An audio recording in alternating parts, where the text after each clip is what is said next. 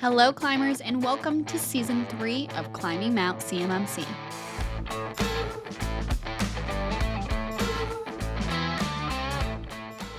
Hello, climbers, and welcome back to another episode of Climbing Mount CMMC, the podcast. I am so excited because we have a very big announcement that we have been waiting to share with you guys for a while now. Some of you that are new to this might not know, we are an MSP and we have been climbing, literally climbing, to get our CMMC Level 2 certification. And we have some big news. Yeah. We've got it. And we have passed. And it was very, very, very hard. And the people that know how hard it is are Adam and Bobby. And they're here with me today. And we are going to talk about it. We're going to share some insight. We did, some of you guys maybe who are new too don't know this part about us as well. We did a mock assessment before we did the full assessment. And that was in August, back in August of last year of 2024 that we did that. And this is 2025. In February January was when we did our full assessment, CMMC Level 2 assessment. So we are going to go through a lot of really cool things today. I'm very excited to ask Bobby and Adam some of these questions. But first, I want to start with, before you have ever experienced even the mock assessment, the real assessment itself, babes, what so young, Adam. What it was like for you in your head, how you thought it was going to go, and the way that you prepped a little bit for that. And before I ask you fully that question, I'm also going to link in the comments below the actual podcast episode that we did that they can watch before you did your mock assessment, so they can go and look at the little babies that hadn't gone through it yet, actually. But we can talk a little bit about, briefly about what that was like. So what do you want to go first, Bobby? The journey right through that. Yeah, literally. Sheesh. Yeah. I'll Okay, let you Bobby, feel that you one want to first, say? Adam. I'm curious what your thoughts are about that. Oh, Adam. Okay, let's do it. Okay. Getting into our mock assessment, there was a lot of unknowns and some anxieties around that, but we'd done our self-assessment, we'd poured over it a whole bunch, so felt fairly confident, but still we had so many unknowns about how the assessor would look at things. Yeah. And even in our own preparation, we found those kind of differences in interpretation, and we just didn't know what that would be like. So I think that was probably my biggest thing hanging over my head during the mock assessment, was just simply, what are we walking into, because there's so much we don't know. Yeah. I think it seemed like, when you go through and you write stuff in your SSP about your stance on something, you're like, all right, got it, we're done. But you don't think about the perspective of someone sitting down. It's kind of the Jeopardy moment. Okay, for 311, Alpha, go. What's your answer? And you're just like, oh crap, like, what am I supposed to say? How am I proving that exactly? Like, when you think about that, it really catches you, and you got to think about, how am I going to address this? How am I going to speak authoritatively?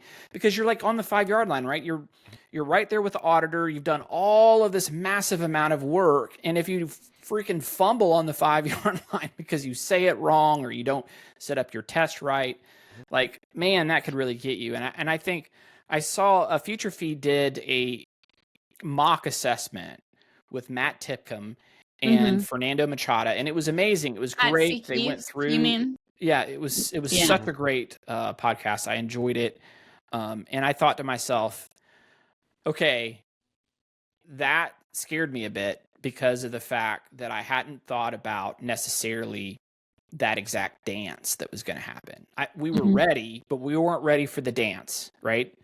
I know how to catch a football. I know how to score, but I don't know, like, how the cadence works. And so then that is his own game. And it really caught me by surprise. And thankfully we planned for that, and we got, so then we called Brian Hubbard. We're like, can you do like a mini mock with us, walk us through it? And then we actually scheduled one with our auditor, a mock assessment, so that we could see how we were going to go for them. And we did that in August, so that we felt really good in January when we had our audit. So then we felt prepared, but there were still plenty of lessons learned in each of those. Right. Yeah. Hmm. What about like the prep work for CMMC, like as a whole, like the SSP, the CRM, prepping all that stuff? What was the hardest part you would say about all that? I'll go ahead and jump in on that one. I think for me, it was getting everything ready for that mock assessment. Really? Okay. There were so many of those unknowns about how an assessor would interpret stuff. When we Uh, had the wonderful people over at Curie to be our consultants and help us through that process, mm-hmm. whenever we would disagree with them to account for how we operate, we'd get the comments occasionally of, yeah, you can try that and see how the assessor will interpret it. And we're over here like, what's Thanks. that supposed to mean? Like, that seems a That's bit ominous, terrifying. but okay, we'll run with that. So we were able to work around those, but we just didn't know how our assessors would interpret. But once we got up to our mock assessment and got that done, that gave Yeah. a lot more clarity that we had, through the mock process, that we were trending met, that we were looking good. And then when it came time to work through for our actual assessment, that made our path forward much more clear. And that also helped us answer questions around building our responsibility matrix and how we would do it for clients, because at this point we'd already done it for ourselves. An assessor had given the seal of approval, the mock seal of approval, I should say. Right. Different So seal. we felt a lot more confident getting into it. And I think in the time period between the mock and our actual assessment, it's not exactly cruise control, because we still had to work hard, push hard through it. But it's, like you're coasting down the hill a little bit. You can pick up a little bit of speed just so you can go right back up the top again. So it helped out a lot. I think that was my takeaway between the two. Yeah, it's the unknown factor when you step in the ring. Like, you might train in boxing, but when you step in the ring against an opponent you've never met, you don't know, and they're going to start coming with their own strategy of how they're going to win. Not a partner who's there to try to help you prepare. It's someone who wants to put you on the mat hard. Now, auditors aren't coming at you like that per se, but they do have risks that they want to mitigate, and they're bringing it, and they're not playing around, and they're not being apologetic, and they're not pulling any punches. They're throwing them. So you got to be ready to dance and prepare and set up. And so it is very different than the practice part and then stepping in the ring and really going at it. And that makes us feel that much more comfortable and confident that when it's time for our clients, we're going to, help them pass with flying colors. But for me, I would say mine was the biggest challenge at first was wrapping my head around this is as a CEO perspective, I guess, is where that's kind of tainted my perspective. It's just the architecture design. Like, what does this thing really look like? Like from its infancy to like completion, and not just like your container, but like I'm thinking from organizational structure. Like I'm thinking like all the way, like how's this business work? How is this like not just how's this little container pass, but how does this container function in our organization and actually like work?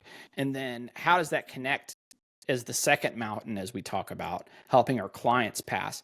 So I'm looking well beyond just our audit. Like, how does all that work? And there was just so many permutations. Like, at some point you just have to trust your team, right? You can't foresee. At some point so many forks are there in the road. It's just continuous, so you have to start knowing that we're just going to have to move further down as you start to solve those. And I just saw all those multiple forks, and it's pretty scary when you're stepping into that space, but I knew we could do it. I knew we had the right people, and we did it, and now we're moving forward with our clients, and we're going to do it again. The shirt that I have here, keep moving forward. It's like after we passed, you'd think I'd sleep like a baby. I woke up at 1 a.m. in the morning. You know what I was thinking about? How we're going to continue that journey for our clients and get them through to pass. What do we need to do? How do we refine our structure of our organization to leverage our level 2 certification to better help our clients pass? I mean, my mind was swimming. I was taking notes and thinking about how we're going to do it and how we're going to continue to push this forward. Because just passing isn't like, that's like halftime, really. Like it's about helping our clients pass. That's when you really are scoring, in my opinion. Yeah, and even if you're not an MSP like we are, we have to take this to our clients. If you're just the organization that needs to be assessed, you're the DIB contractor of the world. passing is not completion. You still have to maintain the system. You still have Right. to Yeah. keep yourself compliant and prepare to be reassessed in 3 years. Yeah. That's the whole purpose of a compliance program. It's never a one and done. You have to maintain that. Well, I Um, love the fact that we engaged with NSF, who's our C3PO, that they're going to assess us like almost like ISO, where you have a portion assessment every year. I love the fact that we're going to have that. That keeps us more on our toes, helps us stay more relevant of what we're doing. I think if you just don't see them in 3 years and never have a discussion, I think that's a bit dangerous. So, like, we wanted to keep that engagement with them, and we're really glad. And so, right, and that actually leads me to a great point for preparation and whatnot is the self-assessment process. We had self-assessed plenty of times over the last year. We did our full self-assessment in preparation for our mock. We did it again in preparation for our final assessment. And our maintenance checklist requires self-assessment of select controls quarterly as well. So we've been looking over things quite a lot over the last several months. But so many different biases start to slip in. You look at something and you feel this is great. I don't need to scrutinize this. Or right. yeah, I've looked at this document 30 times over the last month. Like, yeah, there's no issues with this. Like, let me just write down, it's fine. The assessors don't know any of that context. They don't have those biases, so they come in and they look at it and they go, "What's that over there? Why does it say that? I don't think that's a good implementation." And you're like, "What? Why are you stealing candy from my proverbial baby over here? I'm upset." Right. But that's exactly what they're there for. Yeah. There's freaking superpower. It's so annoying. Like when we did our mock assessment, I kid you not, Kaleigh, literally the first control, the first policy me and Adam bring up that we have had reviewed by me, Like Adam, 3.1.1? Jackie. Yeah, we were access 3.1.1, management policy. baby. Access management. We bring up our access management policy, and we did not notice that the year was off. The date was right, but the year was wrong. What do you like to call that? You like to call that the human factor. Yeah, it just dang if it didn't punch me right. And like literally the first thing. And I'm like, we reviewed that document numerous times. Yep. And the first thing, and just 1 second, he's like, that date's wrong. And we're just both of us face palm mentally. I could see Adam like, what the but I mean, the policy was fine, but that's just an example. I did triple check that getting into our real assessment because New Year's occurred over then as we were updating the policies. And I'm over here like, did I get the year wrong? You forgot what year it was. No, those dates were right then. But that does bring up a good point with the human factor during our assessment. So what happens if you get a not met during the assessment? Right. Well, 32 CFR carved out that 10-day remediation period. There's still controls that you cannot put on your plan of action and milestones. Hold on that. Let's back up a little bit further. I think we need to do a little history lesson because I think you're going into a beautiful point, Adam, that is really good.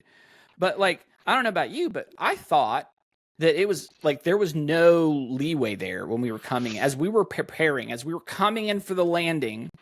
Like, I envisioned the runway being like exactly the size of the tires, and we had to freaking land it right. Right, you're landing on the aircraft carrier. You have no margin for error.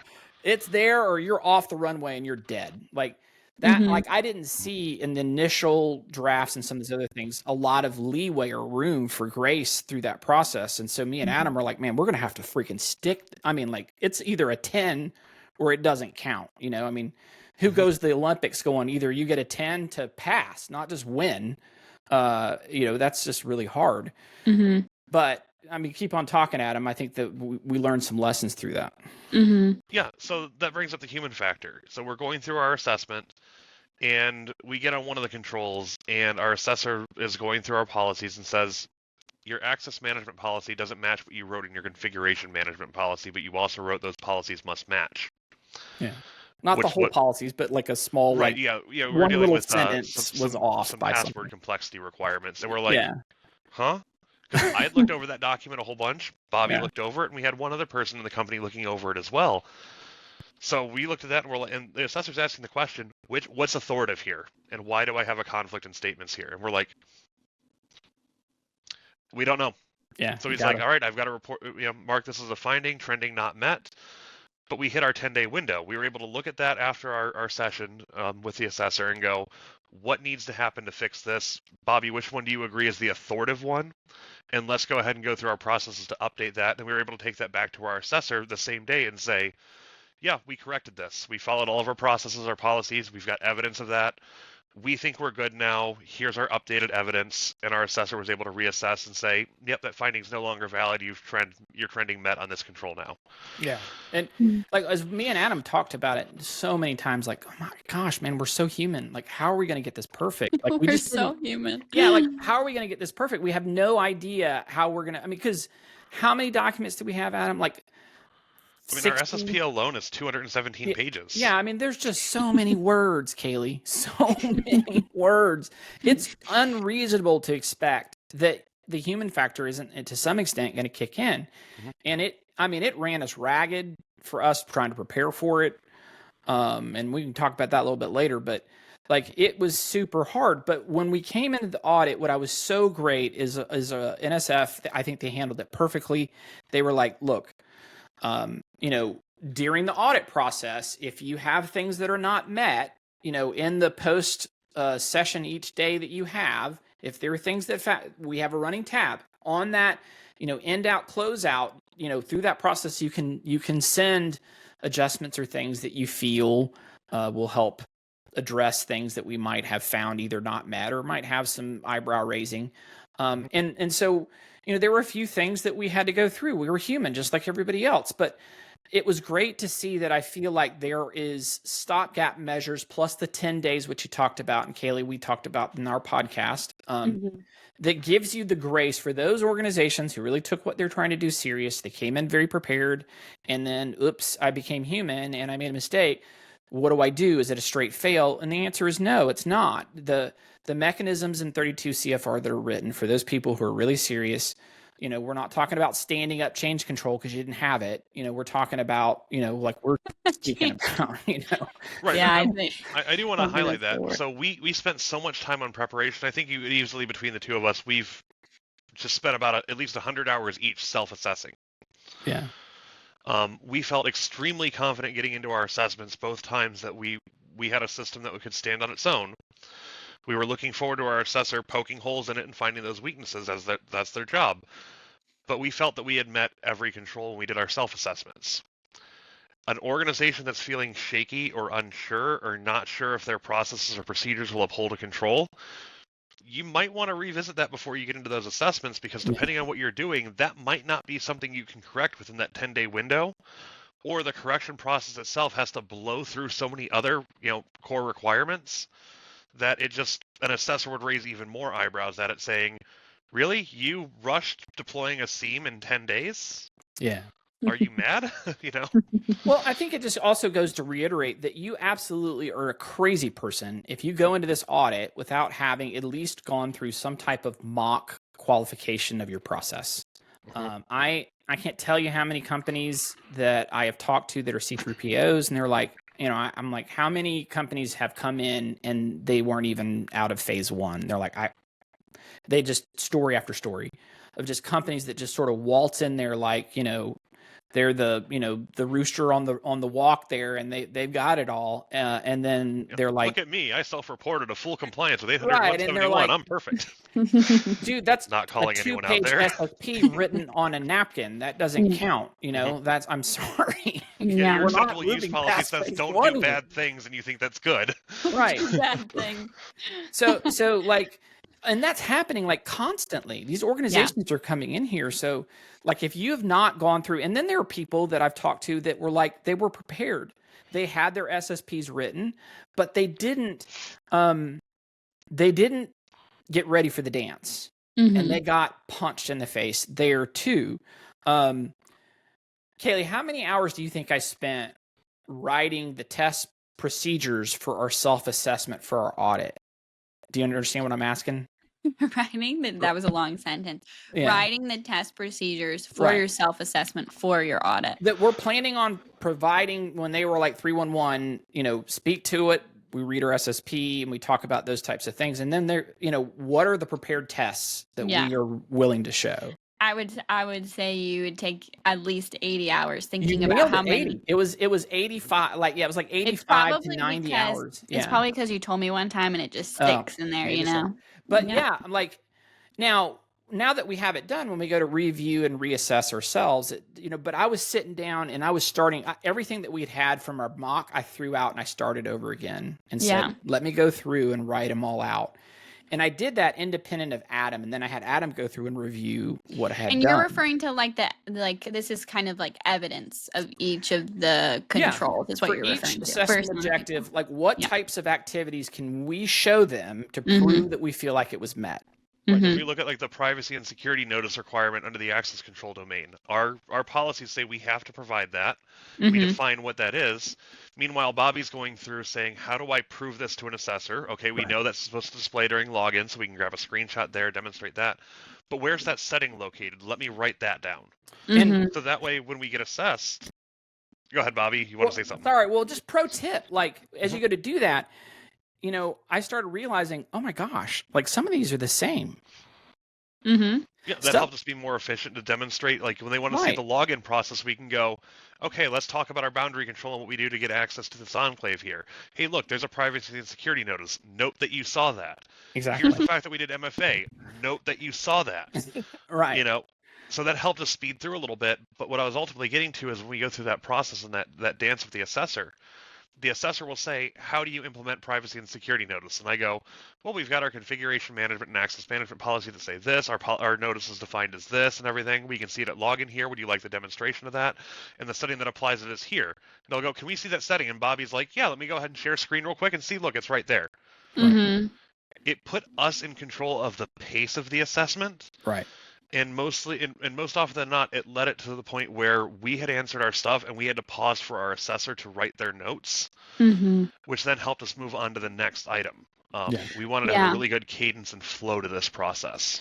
Let me ask something very specific. Is evidence for each control a requirement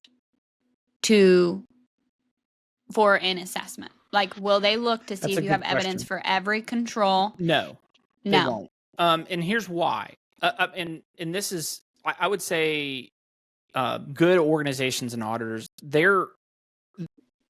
could read a well-written SSP on some of those controls, and JSVAs have proven this because DIBCAC has demonstrated that they do this as well for their C3PO audits as well as for their joint surveillance. That well-written SSPs and other things, you can mark things met because the methodology, right?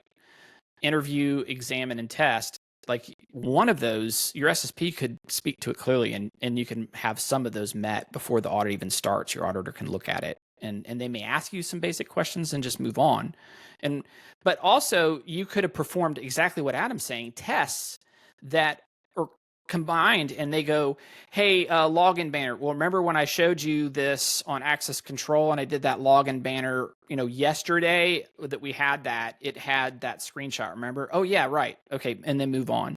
And so having those notes that you've already validated this control, that we've already done those examples, help them kind of go, oh, that's right. And you can help them move on. And a lot of times the auditor's like, and you demonstrated that earlier yesterday, we're going to go ahead and mark that met. And they keep on. Or they may at the very least say, hey, I know you demonstrated this, but we just want some better notes. Can you just re-demonstrate that for happened us? Too. We want a little more. And then, I mean, you can sit there and fight them if you want to. We don't, Wouldn't recommend that, maybe. No, it's not a good posture to take. There were a few controls where we felt the need to dig in a little bit and get a little more defensive on it. But, the auditor's there to help you.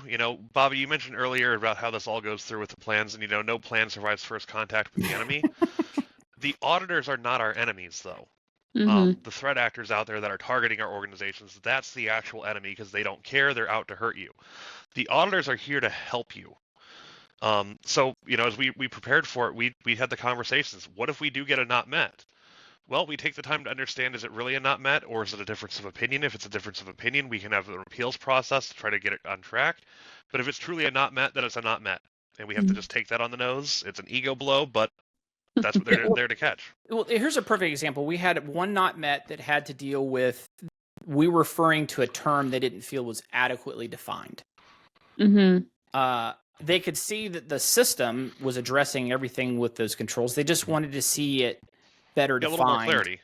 better clarity, which in 10 minutes we had it addressed, Mhm. but that's just like, they kind of, say, okay, we're going to lean on this a little bit more, and we're feeling like it could be a little stronger. And they have no problems pointing out that, but they can't provide advice, right? So they're just going to say, in this situation, we don't feel this is necessarily adequate for what we're looking for. And then we can address it. But that's where having the experience of when they tell you it's not met, you need to know what you're doing so you can adjust it so it is. Which that does bring up I think a great transition to another point. Through our assessment, that really highlighted our ability to keep an open mind as our assessors are going through. Because, as Bobby mentioned, they can't consult, they can't give us advice during that assessment, but they can drill a little deeper if they feel the need to. You can sense they can make comments. They're in comfort, or what's their lack of comfort. Yeah. Uncomfy.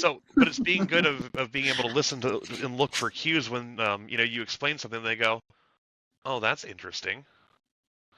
Or they start asking questions that's beyond the scope of the control, saying, well, how do you track and manage this? What do you do about that? And you realize they've exceeded past the control and they're digging a little deeper, maybe to satiate their own curiosity a little bit. But as they do that in the words they say, that starts giving you feedback if you're open to it. Right. As they were drilling into our risk assessment process or our plan of action and milestones processes, there were a few things that they really started to hone in on and focus on above and beyond what CMMC requires, that were like, we were taking notes going, if they keep asking about this, they realize this part of this process could be better. Well, and if it takes them longer than we feel they need to come to terms with understanding that is met, then what can we do inside our system, in our definitions and this information we're providing to them, to maybe it's already there and we just didn't present it in a way that they could easily consume. Okay, let's change that. How can that apply for our clients when it's their turn? Right. Those are the things that you want to think. You want to pay attention to that, because they are walking the line, and there are nuggets there that can be definitely learned. So you want to capitalize on those. Yeah, and especially the biggest part too is because they don't have, again, the biases that we have of having built and maintained the system and how our company works. They don't know what we mean by certain terminology. Our baby's beautiful. But there's things we imply throughout our entire process, and we assume just by nature of being human, and they don't have any of the data to make the same assumptions and inferences. Yeah.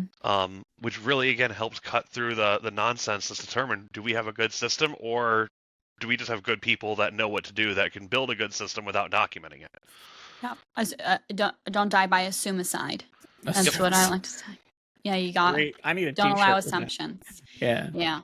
Okay, I have one more question that I am very eager to ask, because we get this a lot, specifically from other MSPs, and I feel like we get into these situations where it's like it gets very nitpicky on like a specific control, or like SPD, security protection data, or where the boundary is of a specific thing, and we get really nitpicky. And the moral of the story is MSPs are trying to figure out how to use as much of their system that they've already built in their MSP to be able to pass this thing and do what they're still continuing to do. So you guys are now an MSP that has gone through an assessment and has gone through making an environment that is sustainable. Do you feel, after going through this, that you were too hard on yourself with the things that you allowed in, just the right amount, or not enough? Well, I want to talk first about how hard I think I was on ourselves through it, and then I want to answer your question that you have there, because I think there's two parts there. Okay. Me and Judy were walking, my wife. We were going on our nightly walk, and I kind of made a joke, is that I need to work off my CMMC belly, because it was emotionally hard for me trying to go through and get ready for this. Because if you take it serious, if you know what you're looking down the barrel of, you better darn well know that this is a serious thing, that you can't just waltz in. Let's say that you're not going to try to get level 2 and you're just going to waltz in with your client to get them level 2. Buddy, you better be ready for a fight, because it was one of the hardest things that I've ever done, is going through the audit and being prepared for it. So if you're walking in thinking it's going to be a cakewalk, uh, just listen, it Yeah, ain't. it's not. It's not. And it was, when they told us that we passed, I cried. I cried because 3 years of hard work and dedication for our team, sacrifices of time with family, and our team also did the same thing, and all for the commitment to get this done, to get over the hump of passing. And it's not just about us, it's about our clients and about what we want to do. It's just that true dedication and caring for it. I mean, it was emotional, and it had a physical effect on me, trying to be ready for that. And we're I'm going a lot more walks now. I'm trying to cut my weight down, to get back to a healthier situation, and it was hard on me, emotionally. I don't know about for you, Adam, but it was definitely hard for me. Yeah, I mean, we had the final, as we've gone through this process, we had in both cases what I'd call the sprint period. That's that final 30 days prior to both the mock assessment and the real assessment. That's the every I must be dotted, every T crossed. We've got to get all the bows on everything. It's got to be as good as we think we can get it to be. And that 30 days final sprint and everything for us happened to coincide with Christmas and New Year's. Yeah, I worked both full Yeah. days to get it done. Actually, extended days. I think Christmas Eve I was working from like 9 a.m. to like 8 p.m. to get it done. But for me, this is the culmination of a 10-year journey that started back with my first MSP job when a client said, I need help with this 800-171 thing. Do you think you can help? And I said, sure. How bad could this be?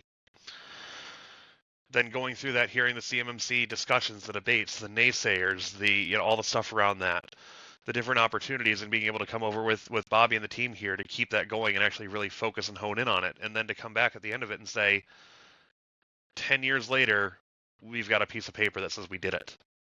Well, and then to put a finer point of what you're talking about, Kaleigh, it's something that we've talked about in the past, is you hear these conversations that our fellow brother in MSP are doing, and you can ultimately boil it down to the fact that they're trying to figure out, and I get it, that how can I try to participate in CMMC without changing much of my business, if at all possible? And when you hear what we had to go through to get to our level 2, you could see how we could kind of get a little jaded about that conversation, because the amount of sacrifice and commitment. There are so many friends and people in this industry that I've gone through.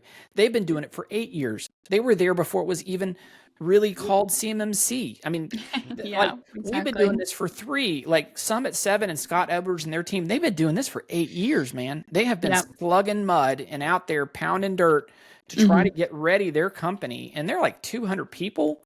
And, to go through and pass that audit for them, oh my Lord, I can't even wrap my head around a large organization and an MSP supporting other people. Is just hat off to those people for doing that. That's massive.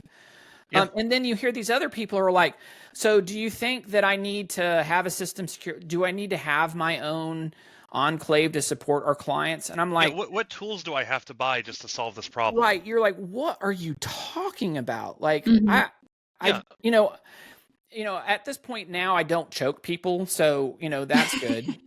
But I'm approved. Lots of counseling, but a lot has gone into. But I also have the grace because I've gone through it. We call it the 5 levels of CMMC. Like when I was trying to get into the space years ago in 2021, 22, I kept asking other professionals, like, do we have to get certified? Because I was scared. I had this attitude of, I don't want to overcommit my company. And at some point I realized, oh my gosh, I have to be all in or all out. You have to. Yeah. That is the absolute wrong way of looking at it. Like, I've got to be full in or get fully out. What made you say that? Well, do you remember? It's interesting. I've got a thought. I'm curious to what Bobby's going to say on this one too. Well, it was an epiphany. I was trying to do it on my own, and I had some crappy templates I bought, and I was kind of letting the wind of CMMC blow me around of just misinformation. I was getting kind of frustrated. I was actually, interestingly enough, I was at Summit 7's, which is my, yes, the CIC or something. I keep wanting in to say Denver. CEIC, but that's our Yeah, I no, know. it's It's one of them. C2. It's C- something like C- that. Yeah. Is that what it is? No. Anyhow, CS2. That's it. CS2. CS2. That's it. But I was at CS2 in Denver, and interesting enough, they're technically competitors of ours. You just waltzed but in. also great friends and love those people. But and if we're on the battlefield and we're competing, I'm going to try to crush them, and they're going to do the same for me. But when we sit down, like they're my buddies, Yeah. But Yeah. look out on the battlefield, man. You're sending this to Scott right now. Yeah. Look Out, man. I'm coming for you. We even have a generic brand Jacob Horn over here. That's right. Yeah. We got And Small tangent for the audience. And I look just like Jason Sprouse.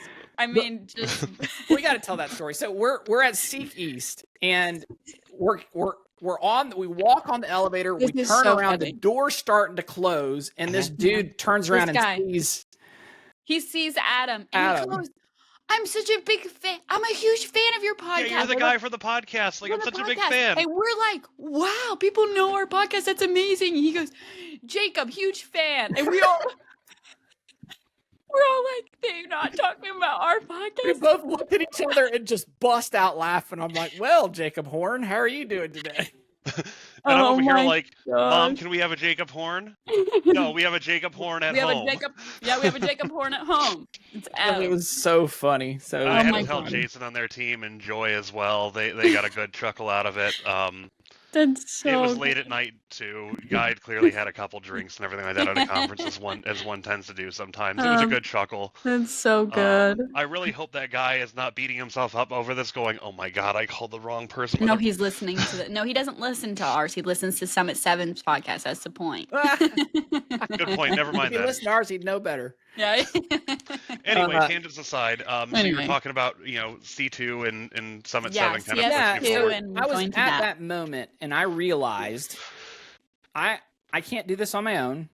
I have to fully commit beyond what I was already doing. Like we are all in, and this is the only way we're going to pull this thing off. And I Yeah. saw the massive amount of potential for what we could do in the industry for good. And I was just like, at that moment, I'm like, you know what? We're going to budget more money for this. We're going to go all in. I immediately started texting Adam because I'd had discussions with him at IT Nation some years before, and I knew he really liked NIST and was wanting to get into CMMC. And I'm like, what's we'd actually talked while waiting to talk to Jacob Horn, the real one. Yeah, right. So I messaged him, and he's like, man, that sounds exciting. I don't know any MSP that's really going after this like what you're describing. Like you sound like you're fully committed, and as the CEO he knew that like that's going to be the case. And so when he came here, he knew we were going to be laser focused on getting this, and that's really kind of that I think pivotal moment where and when he came in and we kind of looked at what we had, and we were like, this is all going out the window. We just literally hit the delete button on every document that we had related to CMMC. We archived it, used it for reference purposes if needed, but just started over. Wow. Super fun. Don't recommend it. Especially, I don't know, but it helped us really get, I think, a much better product that is going to allow us to grow so much better. So it was a good call. Right. And on the note of the seriousness of that too, like that was my moment too when I realized that we're serious over here, was when I came on board, got that message from you on LinkedIn. And then within a month of that, while trying to juggle the CMMC stuff and doing security for other clients, and the other client security stuff that we'd already been doing was taking away my time from this, you had made the call saying, no, we function just fine without you doing it up to this point. We'll be fine with us continuing to do it the way we were doing it moving forward. Focus entirely on CMMC, nothing else. Like that's an expensive and both time and money investment to have a full-time dedicated resource to build and document and handle CMMC. Yeah. Well, because I knew that documentation is not my thing, and we had the templates from Kiri, but they weren't designed for MSPs. So I needed someone to hot rod it for what we're doing. I felt like it was a good system to base off of, but we didn't I looked at that and I'm like, man, that is going to take some serious work to get it to where it's really functional for scale for an MSP. Yeah. And incorporating the tools that are appropriate that we're going to host. that we're not going to, because we decided we're not going to use any cloud solutions that aren't either FedRAMP or we're self-hosting ourselves. We drew the line. That was how it was going to be. And we just felt like that was a safer path, and we didn't want to have to worry about standing on any potholes or landmines. And so in that, so then I was like, I went down the focus of architecture, design, getting those relationships with other people to bring in to help us, so that we're like, all right, here's what Adam's done. Let's do some testing of this and other things. And so Adam was able to just put the hoodie on and just focus on the documentation hot rod process, and he crushed it. That was just hugely helpful. Yeah, and I think one of the things that factors into it, back to Kaleigh's original question, I think when it comes to our technology and tools, I think we had that dialed in pretty well. Yeah. We assessed early on, and we figured out a risk assessment process, even a very light, informal one, which boiled down to what Bobby had just mentioned. I think the one that we probably could have been a little more of a stickler starting off, but we corrected over time, was just with the team itself. Yeah. We look at our early assessment from our mock, and we'd pulled up some of those tickets and said, these notes suck. Yeah. Getting it Like, I can't defend this very easily. It's a stretch for me to defend it. Right. So as we were preparing for our final assessment, we had one of our team members, one of our coordinators, go through, and as people were checking off their maintenance checklist items and stuff, provided that QA oversight in partnership with what I did to say, is this sufficient? Does this explain what happened? Does this uphold our policy, our practices, our procedures? Right. And even on some of my own stuff, and even some of Bobby's stuff, when we had done work, and we said, yep, we're done here, she pulled that back up and said, I don't know if you followed this procedure or not. Do it again. Well, it's sort of like you build this beautiful satellite that's going to do all these wonderful tests and accomplish this beautiful mission, and then you turn around and start to load it into the shuttle, and it's like, and you're like, Houston, we got a problem here. Yeah. Because you have this great system, but it doesn't fit in how, as a managed service provider, you're going to support your clients, and your team doesn't understand how to do all of this. And it's about building those processes and holding your team's hand through how they do the ticket templates and how they're putting in the notes and how that information validates and how they're doing the checklists that then build this evidence in the ticketing system, so that when it comes time to the auditor, you can just do a quick search, grab this and say, right here, see, this is how we're doing it. And even if the auditor says, that's cool that you grabbed the one from last month, can I see the one you did from November down there? Right. And we can go, yeah, sure, here you go. Yeah. It's great. Once that was a big deal for us to kind of go through and really start to understand, once we had a system built, it didn't quite fit how we operated. So then we had to move how we operate as a company to make sure that we had alignment, as well as vertical growth. So many people that I have talked with and have huge trust with, and we show them the system we've got, and they're like, this is amazing.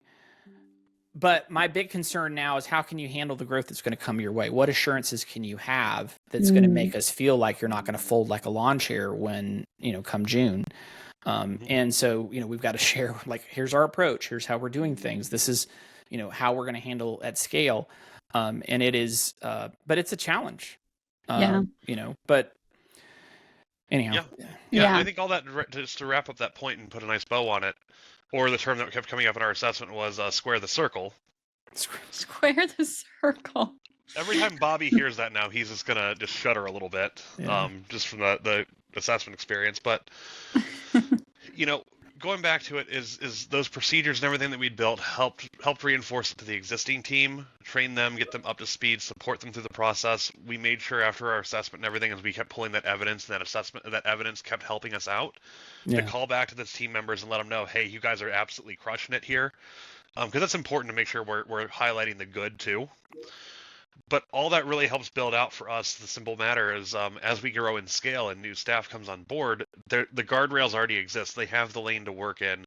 They've got a team that's seasoned and experienced to support them, and they've got the support of Bobby and I to make sure they are still hitting their marks, with the QA oversight as well. And getting back to that overall point of MSPs trying to slowly shift their practices over to hitting that mark. We just described an entire ticket quality assurance oversight process for an entire maintenance checklist. That's a lot of work, and most MSPs, especially the smaller ones, just don't have capacity to handle that. Now, that is not a CMMC requirement. That is us making sure we want to make sure that we've got the best stuff that we possibly can and supporting us and our clients, etc. Right. But Yeah. it helped. It definitely saved the bacon several times over.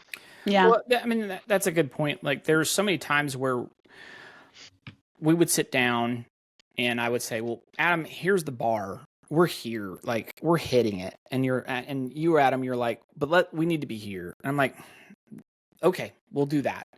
But I can't tell you how many times where it was like, I felt like we hit the bar, but we needed that extra to get that auditor to kind of be like, yep, we're good. Like, it was the extra stuff, like, that really helped them even more confidently breeze through things. And when they even wanted to dig a little deeper, we had that extra icing on the cake, or that ace up our sleeve to say, well, in that situation, this is this and this.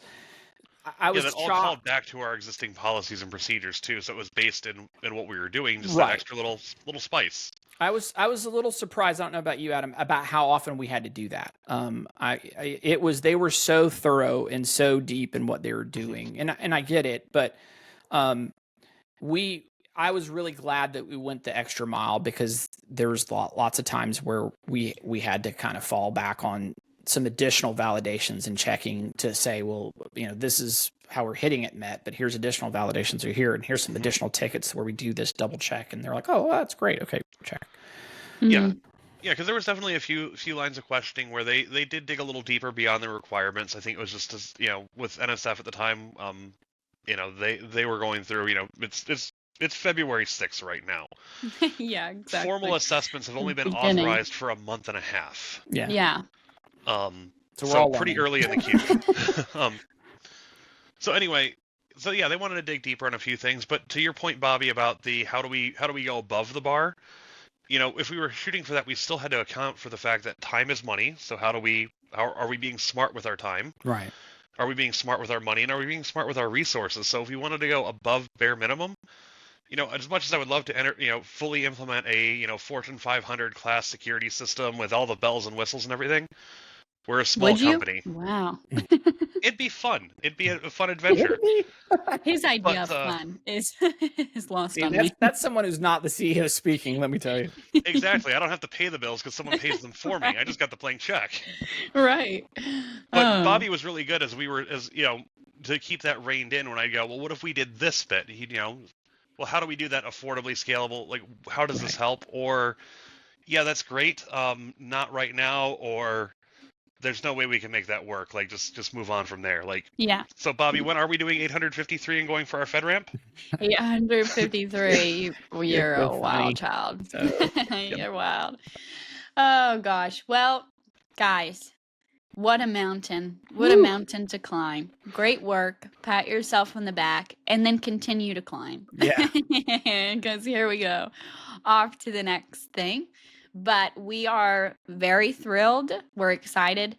We're also, I feel like I'm speaking for all of us when I say this. I love having this podcast to look back on to see like how far we've come, even from our talks at the beginning of this to now. Mm-hmm. It's been really cool. I hope you guys have enjoyed just us being transparent on this whole journey. We'll continue to be that. Also, if you want to stay tuned, ask us questions, if you want to stay connected with us, we all are on LinkedIn. We also are going to be if you're listening to this before, we're going to be at Seek West in May, and we're going to have a booth, and you can come and see us there. You can ask us questions. I'll be signing autographs as generic Jacob Horn. The Walmart Jacob Horn. The great value. Great value, Jacob Horn. No, give yourself some credit. What's the one for Costco? Yeah. Marketplace. Yeah. What is Marketplace? Is that what it is? What is it? Mart of Kirtland brand. Kirkland. That's what it is. It's Kirtland. That's what it is. Anyway, but if you want to come see us, make sure to stop on by. We'd love to meet you. We'd love to connect you on LinkedIn. And you can ask us questions. And we're going to be continuing these episodes, talking more about the assessment, what we're doing afterwards, how we're helping clients, all of that jazz. So stay tuned, follow us, and until then, guys, just keep on climbing. Bye. See ya. Make sure to follow us on LinkedIn and YouTube to stay up to date on the latest CMMC news. We hope you guys enjoyed today's episode and listen out for the next one. But until then, keep on climbing.